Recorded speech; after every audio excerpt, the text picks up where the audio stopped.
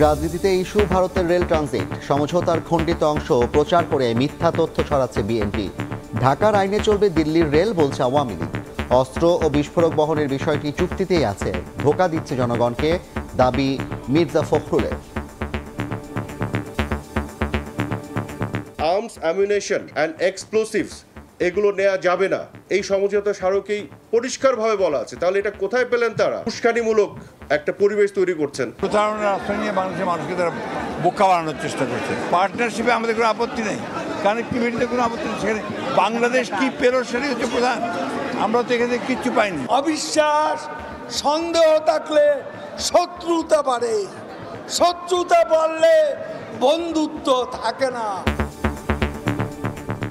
দেখছিলেন প্রধান শিরোনাম। রাতের সময় সঙ্গে আছি আমি জাফর সাদিক। এবার অন্যান্য শীর্ষ সংবাদ। ভারী বৃষ্টিতে বন্যার শঙ্কা, পাহাড়ি ঢলে আবারও পানিতে ভাসছে সিলেটের ৮ উপজেলা। রাঙামাটি ও বান্দরবানে পাহাড় ধসের ঝুঁকিতে স্থানীয়রা।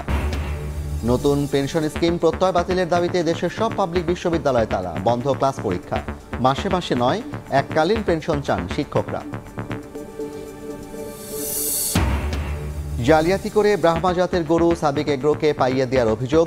কেন্দ্রীয় গো প্রজনন ও দুগ্ধ খামারে দুদকের অভিযান, খতিয়ে দেখবে টেন্ডারবাজি সহ নানা অনিয়ম। नरेंद्र मोदी जी पूरा हिंदू समाज नहीं है। पूरे हिंदू समाज को हिंसक कहना ये गंभीर विषय है। রাহুল গান্ধীর মন্তব্যের জেরে উত্তাল ভারতের লোকসভা। ধর্মের নামে হিংসা ছড়াচ্ছে মোদী সরকার, অভিযোগ কংগ্রেসের।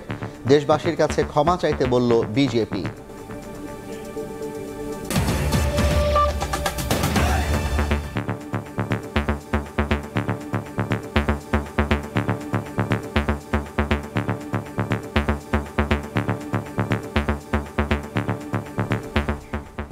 ভারতের সঙ্গে বাংলাদেশের রেল ট্রানজিট সমঝোতার খণ্ডিত অংশ প্রচার করে মিথ্যা তথ্য ছড়াচ্ছে বিএনপি, এমন অভিযোগ করেছেন তথ্য প্রতিমন্ত্রী মোহাম্মদ আরাফাত। দুপুরে সচিবালয়ে তিনি বলেন, দেশের মানুষকে উস্কানি দেওয়ার জন্যই কল্পিত মন গড়া কথা বলছে দলটি। চুক্তি বাস্তবায়ন হলে দেশের আইনের মধ্যে থেকেই বাংলাদেশের ভেতর দিয়ে ভারতের ট্রেন পরিচালিত হবে। সমঝোতা স্মারকের বিষয়গুলোকে নিয়ে আপনারা দেখেছেন বিভিন্ন সামাজিক যোগাযোগ মাধ্যমে এবং ক্ষেত্র বিশেষে কিছু কিছু মূলধারার গণমাধ্যমেও বেশ কিছু ভুল তথ্য চলে এসেছে।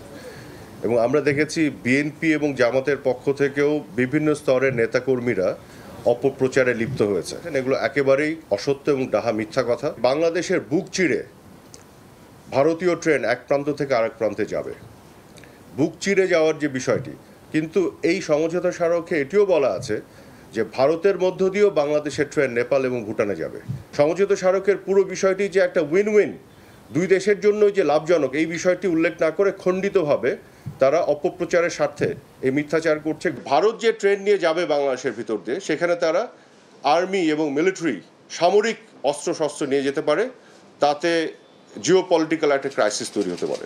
অথচ আর্মস, অ্যামিউনেশন অ্যান্ড এক্সপ্লোসিভস এগুলো নেওয়া যাবে না, এই সমঝোতা স্মারকেই পরিষ্কারভাবে বলা আছে। তাহলে এটা কোথায় পেলেন তারা? কল্পিতভাবে একটা উস্কানিমূলক একটা পরিবেশ তৈরি করছেন যেখান থেকে আর্মস নিয়ে যাবে।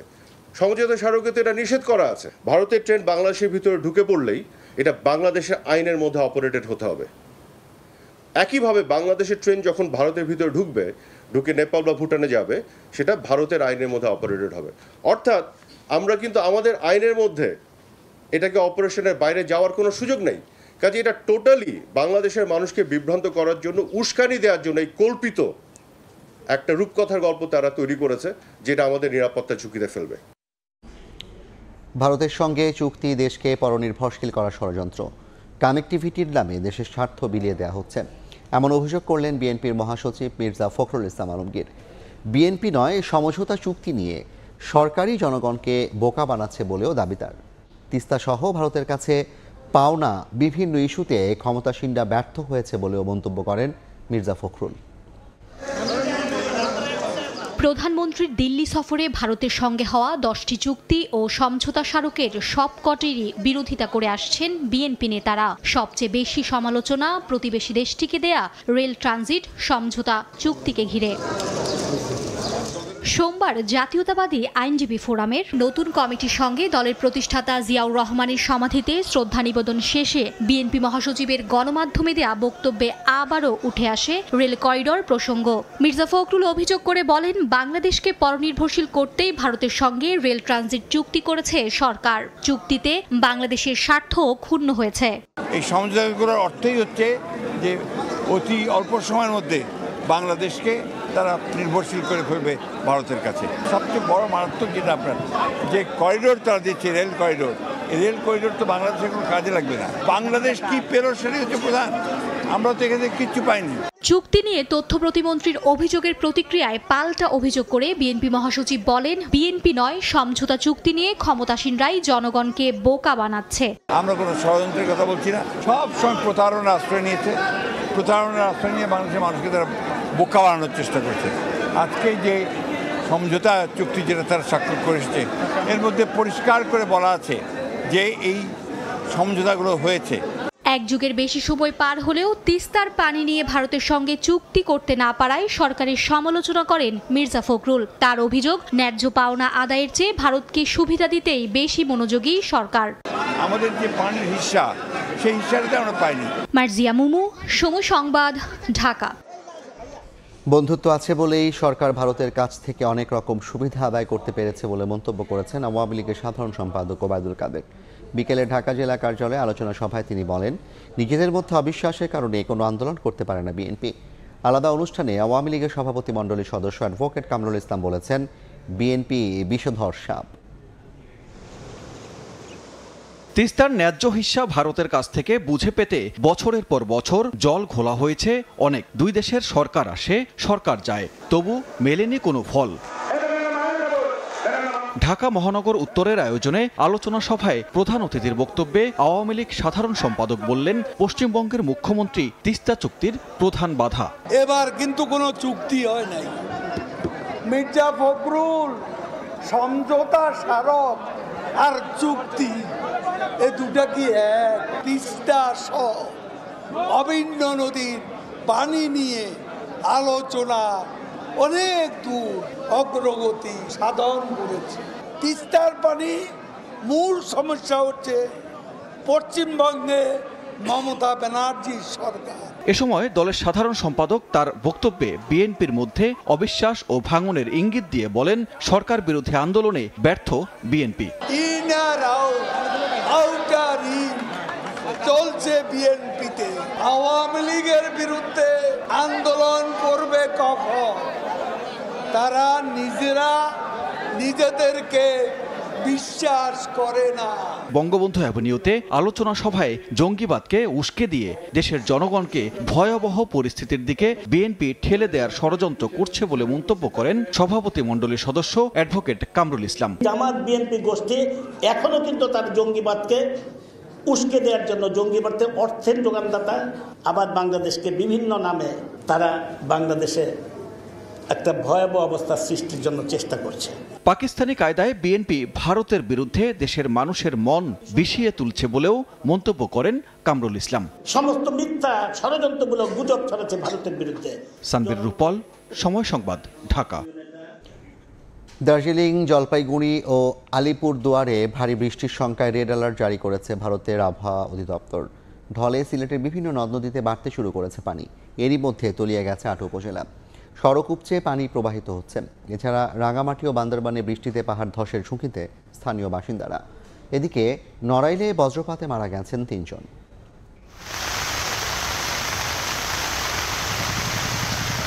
কখনো মুষলধারে, কখনো হালকা ঝিরিঝিরি বৃষ্টি, মাঝে মধ্যে ভারী বর্ষণ। গত কয়েকদিন ধরে চলা এমন পরিস্থিতিতে আবারও পাহাড়ি ঢলে তৃতীয় দফায় বন্যার শঙ্কা সিলেটে। ভারতের মেঘালয়ের চেরাপুঞ্জিতে ভারী বৃষ্টিপাতের কারণে আবারও সিলেটের সুরমা, কুশিয়ারা, ধলাই, পিয়াইন ও সারিসহ বিভিন্ন নদ নদীর পানি বাড়তে শুরু করেছে। এছাড়া সুরমা, কুশিয়ারা ও সারি নদীর পানি 4টি পয়েন্টে বিপদসীমার উপর দিয়ে প্রবাহিত হচ্ছে। তলিয়ে যায় কানাইঘাট বাজার। এদিকে বৃষ্টিপাত ও পাহাড়ি ঢলে আবারও সুনামগঞ্জের সুরমা, জাদুকাটা ও পাটলাই সহ বিভিন্ন নদ নদীর পানি বাড়ছে। পার্বত্য জেলা রাঙামাটিতে পাহাড় ধসের শঙ্কায় বিভিন্ন ঝুঁকিপূর্ণ এলাকায় মাইকিং করা হচ্ছে। জেলায় মোট 266টি আশ্রয় কেন্দ্র প্রস্তুত রাখা হয়েছে। এদিকে ভারী বর্ষণে সোমবার সকালে খাগড়াছড়ির মহালছড়িতে সড়কে জলাবদ্ধতা তৈরি হয়। এতে রাঙামাটির সঙ্গে খাগড়াছড়ির যান চলাচলে ব্যাহত হয়। এদিকে নড়াইল সদর উপজেলার রামনগর চরে শুকর চড়াতে গিয়ে বজ্রপাতে 3 জনের মৃত্যু হয়। আহত অবস্থায় একজনকে সদর হাসপাতালে ভর্তি করা হয়। ওমর ফারুক, সময় সংবাদ। 5 জুলাই পর্যন্ত ভারী থেকে মাঝারি বৃষ্টির পূর্বাভাস দিয়েছে আবহাওয়া অধিদপ্তর। বৃষ্টিতে সিলেট ও চট্টগ্রামে কোথাও কোথাও ভূমিধসের শঙ্কার কথাও জানানো হয়। এদিকে মৌসুমী বায়ুর প্রভাবে সাগর উত্তাল থাকায় বন্দরগুলোকে 3 নম্বর সতর্ক সংকেত দেখিয়ে যেতে বলা হয়েছে। বর্তমান চলমান যে পরিস্থিতি, এই পরিস্থিতি কিন্তু যেহেতু মৌসুমী বায়ু সক্রিয় রয়েছে, এই বৃষ্টিপাত হচ্ছে, সারা দেশেই বৃষ্টিপাত হচ্ছে, কোথাও কোথাও ভারী অতি ভারী বৃষ্টিপাত হচ্ছে। সেজন্য চলমান যে প্রক্রিয়াটা, এই প্রক্রিয়া কিন্তু শেষ হতে এই মাসের মোটামুটি অর্থাৎ জুলাই মাসে 4-5 তারিখ পর্যন্ত কোথাও কোথাও লেগে যাবে। চট্টগ্রাম বিভাগ এবং সিলেট বিভাগে যে পাহাড়ি অঞ্চলগুলো আছে, যেহেতু অনেকদিন যাবত বৃষ্টিপাত হচ্ছে, মাটি নরম হয়ে যাচ্ছে, ভূমিধসের একটা আশঙ্কা আছে। পেনশন স্কিম প্রত্যয়ে বিশ্ববিদ্যালয় শিক্ষকদের অন্তর্ভুক্ত করার প্রতিবাদে ক্লাস পরীক্ষা বর্জন কর্মসূচিতে অচল পাবলিক বিশ্ববিদ্যালয়গুলো। তাদের দাবি, আগামী দিনে মেধাবীরা শিক্ষকতা পেশায় আসতে আগ্রহ হারাবেন। মাসে মাসে নয়, এককালীন পেনশন চান শিক্ষকরা। সিদ্ধান্ত বাতিল না হওয়া পর্যন্ত আন্দোলন চালিয়ে যাওয়ার ঘোষণা দেন তারা। এদিকে দীর্ঘদিন ক্লাস পরীক্ষা বন্ধ থাকলে সেশন জট সহ একাডেমিক ক্ষতির আশঙ্কা করছেন শিক্ষার্থীরা। শিক্ষক শিক্ষার্থীদের পদচারণায় মুখর থাকা ক্লাসরুমে ঝুলছে তালা। খোলার দিনেও বিশ্ববিদ্যালয়ে নেই চিরচেনা সেই ব্যস্ততা। সর্বজনীন পেনশন স্কিম প্রত্যয়ে বিশ্ববিদ্যালয়ের শিক্ষক, কর্মকর্তা ও কর্মচারীদের অন্তর্ভুক্ত করে অর্থ মন্ত্রণালয়ের জারি করা প্রজ্ঞাপন বাতিলের দাবিতে অনির্দিষ্টকালের জন্য ক্লাস পরীক্ষা বর্জন কর্মসূচিতে স্থবির ঢাকা বিশ্ববিদ্যালয়।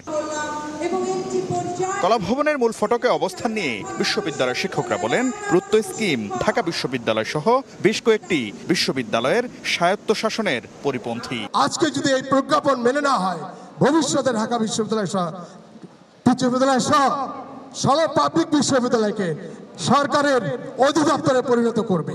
দলমত নির্বিশেষে সব শিক্ষকরাই এই প্রজ্ঞাপন বাতিলের দাবি জানান। শিক্ষকরা বলেন, বিশ্ববিদ্যালয়গুলোতে অস্থিতিশীল পরিবেশ সৃষ্টি করতে এই প্রজ্ঞাপন জারি করা হয়েছে। বিশ্ববিদ্যালয় শিক্ষকদের প্রত্যয় স্কিমের অন্তর্ভুক্ত করা সেই ষড়যন্ত্রেরই একটি অংশ বলে আমরা মনে করি। এমন একটি বৈষম্যমূলক ব্যবস্থাকে ঢাকা বিশ্ববিদ্যালয় শিক্ষক সমাজ মেনে নিতে পারে না। এদিকে ক্লাস পরীক্ষা বন্ধ থাকলে সেশন জটের শঙ্কা শিক্ষার্থীদের। বিশ্ববিদ্যালয় সেশন জটে ভুগবেই, এরকম আন্দোলন চলতে থাকে, ক্লাস আমাদের বন্ধ থাকে, সেক্ষেত্রে তো আমরা পিছিয়ে পড়ব। আর জগন্নাথ বিশ্ববিদ্যালয়েও সর্বজনীন পেনশন স্কিম প্রত্যয়ে বিশ্ববিদ্যালয় শিক্ষক, কর্মকর্তা, কর্মচারীদের অন্তর্ভুক্ত করার প্রতিবাদে ক্লাস পরীক্ষা বর্জন কর্মসূচি পালন করা হয়। শাকির আহমেদ, সময় সংবাদ, ঢাকা। বহুল আলোচিত সাদেক এগ্রোর খামারে মিলল ব্রাহ্মা জাতের গরুর খোঁজ। আইন না মেনে রাখা হয়েছিল গরু। সাভারের বলিয়াপুরে খামারে দুদকের অভিযানের পর বিষয়টি নিশ্চিত করেন সংস্থাটির সহকারী পরিচালক। জব্দ করা হয় খামারের কাগজপত্র। এর আগে সাদেক এগ্রোকে অনৈতিক সুবিধা দেওয়ার অভিযোগে কেন্দ্রীয় গো প্রজনন ও দুগ্ধ খামারে অভিযান পরিচালনা করে দুদক। ছাগলকাণ্ডে ফেঁসে যাওয়া এনবিআর কর্মকর্তা মতিউর রহমানের পাশাপাশি আলোচিত সাদেক এগ্রোর জালিয়াতি অনুসন্ধানে মাঠে নেমেছে দুদক। দেরিতে হলেও সোমবার দুদক হানা দেয় সাভারের বলিয়াপুর খামারে। বিভিন্ন শেড পরিদর্শন করে সন্ধান মেলে আমদানি নিষিদ্ধ ব্রাহ্মা জাতের কয়েকটি গরু। বড় কয়টা দেখছেন? বড়তে এই তো দেখা যাচ্ছে 3টে পাইছি বড় আর 2টে পাইছি ছোট। দুদক বলছে গরুগুলো আপাতত খামারেই থাকবে। 7টা এই ব্রহ্মা প্রজাতির গরুর বাছুর পাওয়া গেছে এবং এই ব্রহ্মা জাতের গরু রয়েছে। বীজ প্রদান যে খাতাগুলো আমরা সিজ করছি, ওখানে স্পষ্ট লেখা আছে ব্রহ্মা জাতের 5টার মতো হলো গাভীর তথ্য ওনারা লিখে রাখছে। এর আগে সাদেক এগ্রোকে অনৈতিক সুবিধা দেয়ায় সরকারি প্রতিষ্ঠান সাভারের কেন্দ্রীয় গো প্রজনন ও দুগ্ধ খামারে অভিযান চালায় সংস্থাটি। প্রতিষ্ঠানটির বিরুদ্ধে অভিযোগ, কাস্টমসের জব্দের পর জাল জালিয়াতির মাধ্যমে ব্রাহ্মা জাতের 15টি গরু সাদেক এগ্রোকে পাইয়ে দেয় কেন্দ্রীয় গো প্রজনন ও দুগ্ধ খামার। সাদেক এগ্রোর নিকট কিছু গরু পরে বিক্রয় করছে এই ব্রাহ্মা প্রজাতি। এগুলো গরু সে কোথা থেকে পাইছে এবং আসলে কীভাবে এগুলো তথ্য সংগ্রহের জন্য আমরা এখানে আসছি। আমরা জানি যে গরুগুলো রমজান মাসে করে দেওয়ার কথা, মানে জবাই করে বিক্রি করে দেওয়ার কথা, কিন্তু এরপরে কীভাবে আসলো এটা আমরা তথ্য দেওয়ার জন্য আসছি এবং আমরা প্রয়োজনীয় তথ্য সংগ্রহ করছি। অভিযানে গো প্রজনন খামারের টেন্ডার জালিয়াতি সহ নানা অনিয়ম খতিয়ে দেখার কথা জানিয়েছে দুদক প্রতিনিধি দল। আতাউর কাউসার, সময় সংবাদ, ঢাকা। আমলাদের আমলনামা প্রকাশের নির্দেশনা চেয়ে মামলা হয়েছে দেশের উচ্চ আদালতে। রিটে বাংলাদেশ ব্যাংক, জনপ্রশাসন সচিব সহ সংশ্লিষ্ট 10 জনকে বিবাদী করা হয়েছে। কাল এ বিষয়ে শুনানির কথা রয়েছে। রিটকারী আইনজীবী বলছেন, 5 বছর পর পর সরকারি কর্মচারীদের সম্পত্তির হিসেব দাখিলের আইন থাকলেও বাস্তবায়ন হচ্ছে না। এ কারণে সরকারি চাকরিজীবীদের অপরাধলব্ধ অঢেল সম্পদ অর্জনের তথ্য বেরিয়ে আসছে।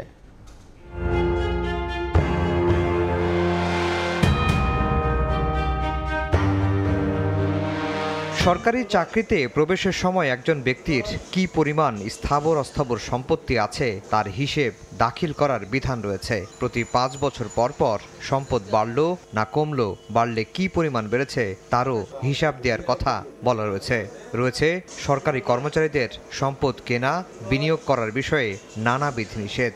নিয়ম আছে, কিন্তু মানে কতজন? এক্ষেত্রে সরকারের তৎপরতা নিয়েও রয়েছে নানা প্রশ্ন। সাবেক পুলিশ মহাপরিদর্শক বেনজির আহমেদের সম্পদের পাহাড়, ছাগলকাণ্ডে আলোচিত মতিউর ও এনবিআর কর্মকর্তা ফয়সালের অঢেল সম্পদ দেখে ঘুরে ফিরে একই প্রশ্ন সামনে আসছে, সরকারি কর্মচারীদের সম্পদের হিসেব দেওয়ার বিধানটি মানা হলে শুরুতেই অনিয়ম দুর্নীতি রোধ করা যেত কিনা।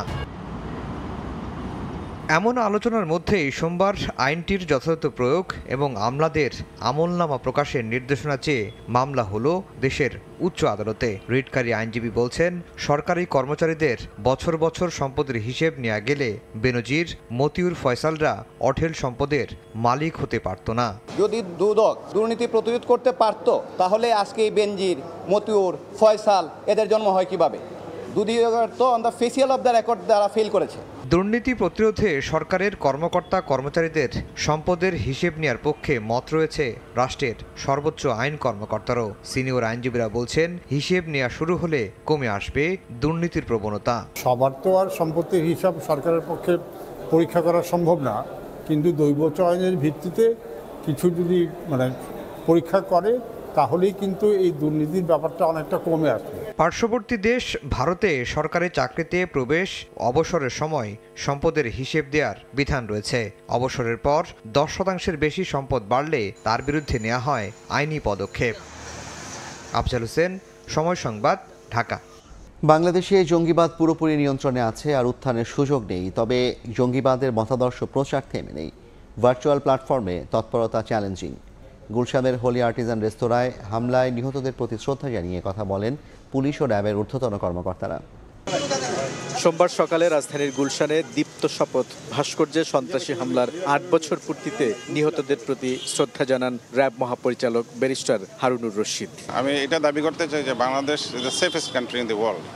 এখন এই ধরনের কোনো সংখ্যা আমাদের মধ্যে নাই। ভবিষ্যতে উগ্র জঙ্গিবাদ, সন্ত্রাস কখনোই এই দেশে কখনোই মাথাচাড়া দিয়ে উঠতে পারবে না। নিহতদের প্রতি শ্রদ্ধা জানানো হয় বাংলাদেশ পুলিশ সার্ভিস অ্যাসোসিয়েশনের পক্ষ থেকে। তারা যেখানে সংগঠিত হওয়ার চেষ্টা করেছে সেখানেই আমরা ইন্টেলিজেন্স সংগ্রহ করে আগেই আমরা অভিযান চালিয়েছি, ফলে জঙ্গিবাদ বা সন্ত্রাসবাদ সেটি পুরোপুরি নিয়ন্ত্রণে। শ্রদ্ধা জানানো শেষে ডিএমপি কমিশনার বলেন, জঙ্গিবাদ নিয়ন্ত্রণে অন্য যে কোনো দেশের চাইতে ভালো অবস্থানে আছে বাংলাদেশ। জঙ্গি আক্রমণ হওয়ার আগে আমাদের কাছে তথ্য ছিল এবং আমরা ইন্টেলিজেন্স লেড পুলিশিং করে সেটি জানতে পেরেছি এবং তাদেরকে ঠিক সেইভাবে অ্যাটাক করতে পেরেছি এবং আমরা অনেক ক্ষেত্রেই সেটি নির্মূল করতে সক্ষম হয়েছি। বাংলাদেশ পুলিশ অ্যাসোসিয়েশনের পক্ষ থেকে নিহতদের প্রতি শ্রদ্ধা জানানো হয়। এদিকে হোলি আর্টিজান রেস্তোরাঁয় নিহতদের প্রতি শ্রদ্ধা জানিয়েছেন বাংলাদেশে নিযুক্ত ইতালি, জাপান, যুক্তরাষ্ট্রের রাষ্ট্রদূতরা। ভারতের হাই কমিশনার প্রণয় ভার্মাও সোমবার দুপুরে হোলি আর্টিজান ভবনের সামনে নির্মিত অস্থায়ী বেদিতে শ্রদ্ধা নিবেদন করেন। বুলবুল রেজা, সময় সংবাদ, ঢাকা। রাতের সময় আরও থাকছে। বিসিবির কার্যনির্বাহী কমিটির সভা কাল। গুরুত্ব পাবে টি-20 বিশ্বকাপে ক্রিকেটারদের পারফরমেন্স। আলোচনা হবে শেখ হাসিনা স্টেডিয়াম নির্মাণের অগ্রগতি নিয়ে। ঝিনাইদহে অনিয়মের খবর সংগ্রহকালে সময় সংবাদের প্রতিবেদক লোটাস রহমান সোহাগকে লাঞ্ছিত করেছে ওজোপাড়িকর নির্বাহী প্রকৌশলী রাশেদুল ইসলাম। এ সময় ক্যামেরা ও মোবাইল ফোন কেড়ে নিয়ে মেমোরি কার্ডও ভেঙে ফেলেন তিনি। এই ঘটনায় নিন্দা জানিয়েছেন স্থানীয় সাংবাদিকরা। দ্রুত ব্যবস্থা নেওয়ার আশ্বাস ওজোপাড়িকর। সময় সংবাদের রিপোর্টারের কাছ থেকে কেড়ে নেওয়া হয় মোবাইল ফোন ও ক্যামেরা, এরপর ভেঙে ফেলা হয় ক্যামেরার মেমোরি কার্ডও। ঝিনাইদহে অনিয়মের খবর সংগ্রহে গেলে প্রতিবেদক লোটাস রহমান সোহাগকে লাঞ্ছিত করে ওজোপাড়িকর নির্বাহী প্রকৌশলী রাশেদুল ইসলাম। 27 জুন স্থানীয় সাংবাদিক মিরাজ জামানের ব্যবসা প্রতিষ্ঠানে বিদ্যুৎ সংযোগ হঠাৎ করে বন্ধ দেওয়ার কারণ জানতে সোমবার সকালে ওজোপাড়িকতে যান রিপোর্টার। সে সময় নির্বাহী প্রকৌশলী রাশেদুল ইসলামকে না পেয়ে সেখানকার কর্মচারীদের কাছ থেকে বিভিন্ন তথ্য সংগ্রহ করা হয়। পরে ওই কর্মকর্তা এসে লোটাস রহমানের সঙ্গে অশালীন আচরণ করেন। ক্ষুব্ধ হয়ে মেমোরি কার্ড নিয়ে ভেঙে ফেলেন। এ বিষয়ে পরবর্তীতে জানতে চাওয়া হলে নিশ্চুপ থাকেন তিনি। আমার ক্যামেরার মেমোরি কার্ডের স্লটটা ভাঙলেন কেন? আপনি সেটা বলেন। আপনার খারাপ, আপনি স্লট ক্যামেরাটা নষ্ট করলেন কেন? আপনি ক্যামেরা নিয়ে গেছেন কেন করলেন এটা? আপনি ক্যামেরা এখান থেকে নিয়ে গিয়ে আমার স্লটটা নষ্ট করলেন কেন? এদিকে ঘটনার পর বিচারের দাবিতে অবস্থান কর্মসূচি পালন করেন স্থানীয় সাংবাদিকরা। একটা দপ্তরে যে একজন সাংবাদিক যদি নিরাপদ না হয়, তাহলে সেই দপ্তরের সাধারণ মানুষ কতটা নিরাপদ? ঘটনা খতিয়ে দেখে দ্রুত ব্যবস্থা নেওয়ার আশ্বাস ওজোপাড়িকর। সাংবাদিক সাহেবের সাথে নির্বাহী প্রকৌশলী মহোদয়ের একটু ভুল বোঝাবুঝি চলছিল, এটুকুই জানি। দোষী যদি কেউ হয় অবশ্যই সে দোষের জন্য তো কাউকে শাস্তি পেতে হবে যদি দোষ করে থাকে। এর আগে বেশ কয়েকবার সংবাদ সংগ্রহে গিয়ে অশালীন আচরণের মুখে পড়তে হয়েছে বলে দাবি স্থানীয় সাংবাদিকদের। সময় সংবাদ, ঝিনাইদহ। বাংলাদেশ সেনাবাহিনী, নৌবাহিনী এবং বিমান বাহিনী প্রধানের সঙ্গে আলাদাভাবে সৌজন্য সাক্ষাৎ করেছেন ঢাকা সফররত ভারতীয় নৌবাহিনীর প্রধান অ্যাডমিরাল দীনেশ কুমার ত্রিপাঠী। সকালে 3 বাহিনী প্রধানের সঙ্গে নিজ নিজ সদর দপ্তরে সৌজন্য সাক্ষাৎ করেন। সাক্ষাৎকালে তাঁরা পারস্পরিক কুশলাদি বিনিময় ছাড়াও দুই দেশের মধ্যে বিদ্যমান সুসম্পর্ক ও ভবিষ্যৎ অগ্রযাত্রার সহযোগিতার বিভিন্ন বিষয়ে আলোচনা করেন। এ সময় ভারতীয় নৌবাহিনী প্রধান বাংলাদেশ সেনাবাহিনী প্রধান হিসেবে দায়িত্বভার গ্রহণ করায় জেনারেল ওয়াকারুজ্জামানকে অভিনন্দন জানান। এর আগে সকালে বনানী নৌ সদর দপ্তরে ভারতীয় নৌবাহিনী প্রধান শিখা অনির্বাণে ফুল দিয়ে শ্রদ্ধা জানান। পরে স্বাক্ষর করেন পরিদর্শন বইয়ে।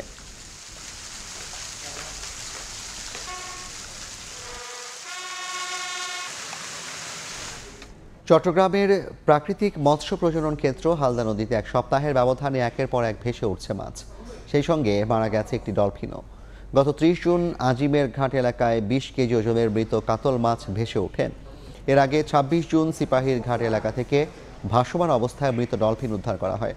নদী দূষণ, বিষ প্রয়োগ, রাসায়নিক ও কেমিক্যাল মিশ্রিত পানি কিংবা জীবাণু দ্বারা আক্রান্ত হয়ে মাছের মৃত্যু হতে পারে বলে ধারণা করছেন হালদা নদী গবেষকরা।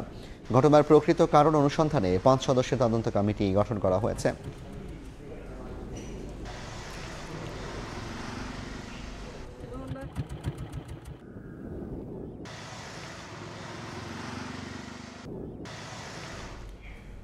নতুন অর্থ বছরের শুরুর দিনে ক্রেতার জন্য বাজারে নেই সুখবর। একদিকে সিন্ডিকেটের আধিপত্য, অন্যদিকে 10 দিনের ব্যবধানে বাজারে দাম বেড়েছে ব্রয়লার মুরগির কেজিতে অন্তত 20 টাকা। স্বস্তি নেই ডিম, সবজি সহ আলু পেঁয়াজের দামে। বাজেটের প্রথম দিন বাজেট তো এই জন্যই মানুষকে শেষ করে হেরবে বাজেট করছেন। 2024-25 অর্থ বছরের জন্য 7,97,000 কোটি টাকার বাজেট পাশ হয়েছে। দেশে গড় মূল্যস্ফীতি এখন 10% ছুঁই, আর সরকারের নিয়ন্ত্রণে আনার লক্ষ্য 6.5%। এ অবস্থায় নতুন অর্থ বছরের শুরুর দিনে বাজারে নেই কোনো সুখবর। রাজধানীর মহাখালী কাঁচা বাজারে 1 কেজি কাঁচামরিচ বিক্রি হচ্ছে 250 টাকায়। শসা, বেগুন আর করলার কেজি উঠেছে সেঞ্চুরিতে। 60 টাকার নিচে মিলছে না কোনো সবজি। ব্যবসায়ীরা বলছেন বৃষ্টিতে বাজারে সরবরাহ কমায় দাম চড়া। নিত্য প্রয়োজনীয় জিনিস স্বস্তিদায়ক কোনোটাই না। এই বেগুন হচ্ছে 100 টাকা কেজি। বর্তমানে সবজির বাজার আপনার আগুন। শুধু সবজি না, আপনার সাথে সাথে আপনি মুরগি দেখেন, খাসি দেখেন, সবকিছুর দামই অনেক বাড়ছে। অ্যাজ এ স্টুডেন্ট আমাদের জন্য খুব এটা কষ্টসাধ্য হয়ে যাচ্ছে। সংরক্ষণ করতে না পারায় ভরা মৌসুমে কৃষক কম দামে বাজারে ছেড়ে দেয় পেঁয়াজ। তাতেই দামে কিছুটা স্বস্তি হলেও এখন চোখ রাঙাচ্ছে পেঁয়াজের ঝাঁজ। কেজি ঠেকেছে সেঞ্চুরিতে, আর আলু রেকর্ড ছাড়িয়ে বিক্রি হচ্ছে 65 টাকায়। যে পেঁয়াজটা আপনার সিন্ডি হয়ে গেছে, 70 টাকা 100 হয়ে গেছে। পাইকারি পর্যাপ্ত বলতেছে মালের আমদানি কম, এই কারণে মালের দাম বেশি। 2 সপ্তাহ আগেও 1 কেজি ব্রয়লারের দাম ছিল 160 টাকা। সোমবার বাজারে বিক্রি হচ্ছে 190 টাকায়। ক্রেতার অস্বস্তি বাড়ছে ডিমেও। বৃষ্টিটা হইলে যে ডিমের দাম সবসময় একটু চাহিদা দেয়, কেন ফার্মতে ডিম আনো জানা। লোকালে যে সমস্ত খামারিরা ছিল এরা মুরগি পালন করতো, তাহলে মুরগির বাজার সবসময় নিয়ন্ত্রণে থাকতো। লালগুলো আছে 150 টাকা ডজন, তাহলে মানে যত দিন যাচ্ছে বাড়তেই আছে। এদিকে চড়া দরে বিক্রি হচ্ছে গরু ও খাসির মাংস। সাধারণ মানুষের দাবি, মূল্যস্ফীতি নিয়ন্ত্রণে দৃশ্যমান কার্যকর পদক্ষেপ দরকার। সাইফুল ইসলাম, সময় সংবাদ, ঢাকা। দেশের বাইরের খবর। হিন্দুত্ব নিয়ে রাহুল গান্ধীর মন্তব্যের জেরে উত্তাল ভারতের লোকসভা। সোমবার বিরোধী নেতার বক্তব্যে ক্ষমতাসীনদের লক্ষ্য করে রাহুল বলেন, যারা নিজেদের হিন্দু দাবি করেন তারা শুধুমাত্র হিংসা, ঘৃণা ও অসত্যের কথা বলেন।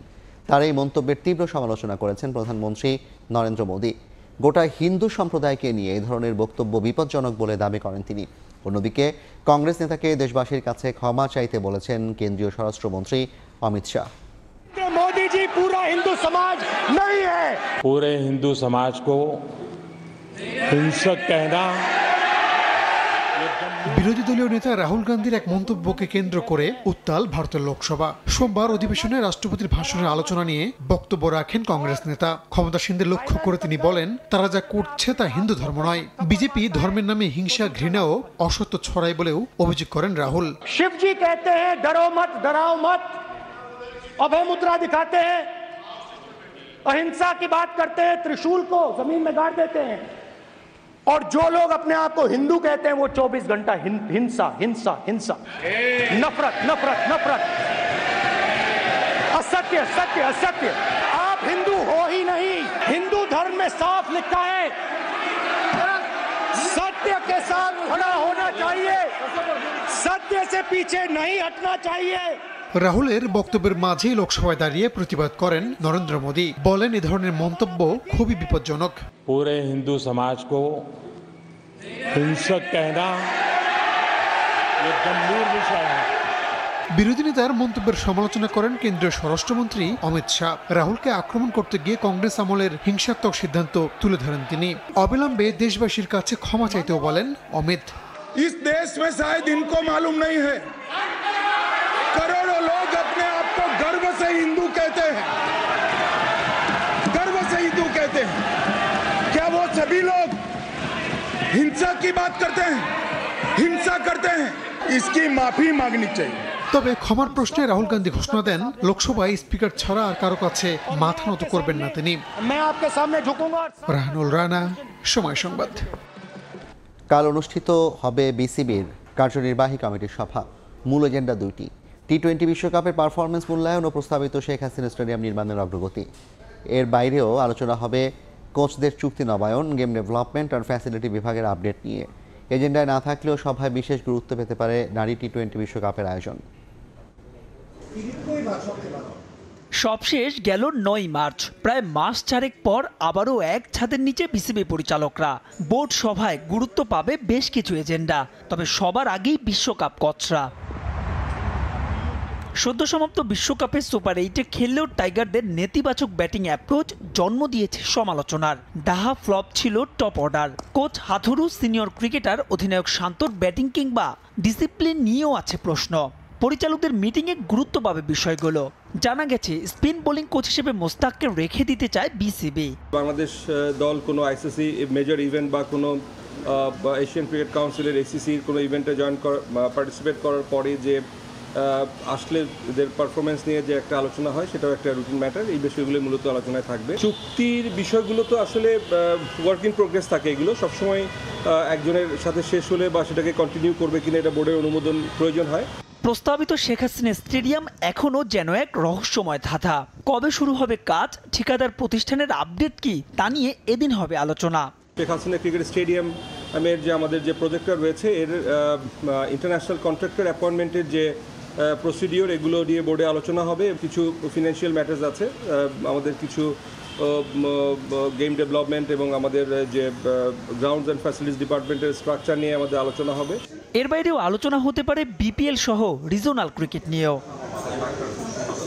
মাহবুব রিমন, সময় সংবাদ, ঢাকা। এ পর্যায়ের শীর্ষ সংবাদগুলো জানিয়ে দিচ্ছি আরেকবার। রাজনীতিতে ইস্যু ভারতের রেল ট্রানজিট, মিথ্যা তথ্য ছড়াচ্ছে বিএনপি, বলছে আওয়ামী লীগ। অস্ত্র ও বিস্ফোরক বহনের বিষয়টি চুক্তিতেই আছে, দাবি মির্জা ফখরুলের।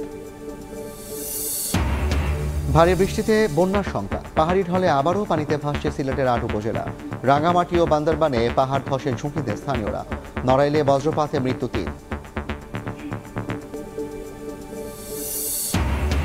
এবং নতুন পেনশন স্কিম প্রত্যয় বাতিলের দাবিতে দেশের সব পাবলিক বিশ্ববিদ্যালয়ে তালা, বন্ধ ক্লাস পরীক্ষা। মাসে মাসে নয়, এককালীন পেনশন চান শিক্ষকরা।